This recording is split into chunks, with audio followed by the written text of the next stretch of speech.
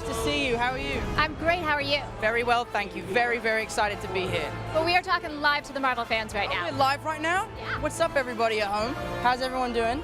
I'm very hot. I'm sweating a lot. It is a very hot premiere right now. It is. It is. There's a lot of really cool looking people here today. Including you. That may have been one of the coolest entrances I have ever seen at a premiere. Oh, thank you so much. I was so stressed sitting in the car, but you know, here we are and it's happening, so I'm very excited. Well, a lot has happened in the year since we talked, since the Civil War premiere, which took place here as well. What has this whole thing traveling around the world been like for you as Spider-Man? It's been a real dream come true. You know, I have my best friend and my little brother with me, and we've been traveling the world together, having the time of our lives, and it really has been incredible. So one of the things that I love that John Watts said is that Peter Parker is very comfortable and really wants to be Spider-Man, not so comfortable being Peter Parker. Yeah, you know, well, I think one of the amazing things actually about this movie is you get to see someone who is kind of comfortable in his own skin, you know? Jacob Batalon, Ned Leeds, is the prime example of that, and it really gives a strong message to people that just love yourself. The strongest version of yourself is yourself, and Jacob is the perfect example of that. And speaking of Jacob, you're surrounded by a bunch of amazing actors in this. You did a lot of bonding. What was it like going back to high school for you? Do you know, I loved it. I really had the best time. I thought it was going to be super weird, but I had a really great time. I loved it. I had such amazing cast to work with, and I'm very lucky to be here. And can we talk for a second about some of the stunt work? Let's talk for a second about the Staten Island ferry scene. Can you give the fans kind of a visceral sense of what it was like shooting that scene?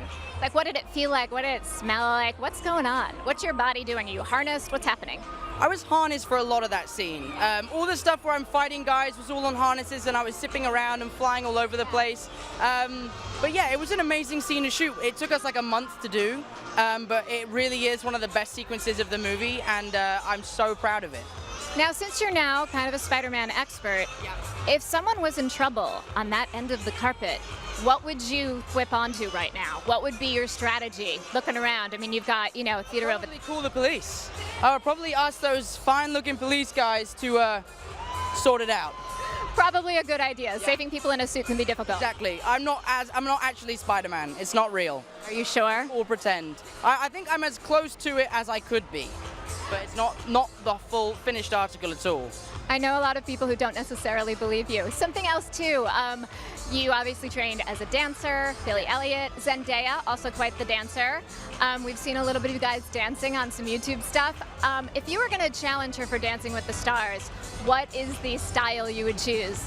If I had to challenge Zendaya with Dancing with the Stars, I wouldn't do that because I would lose straight away. There's no way I would win. Maybe the cha-cha? I don't really know much about ballroom dancing, but yeah, I guess that one would do. Got it. And something else, I heard that you guys played a game where you had to kind of sit around and give your first impressions of one another. Yeah. Who's been the most surprising cast member you've worked with? It has to be Zendaya. Because, you know, you look at her on Instagram and she has such a huge presence, and, you know, when people have that kind of presence, they get lost in this crazy world. And to meet someone who's as successful as she is, but as down-to-earth as she is kind of amazing. And speaking of legendary, Robert Downey Jr., Michael Keaton, who was more nerve-wracking to work with? I know Robert now, so Robert and I are good friends. Michael was pretty scary. Michael was like the nicest guy, and then as soon as they'd say action, he was terrifying. Absolutely terrifying.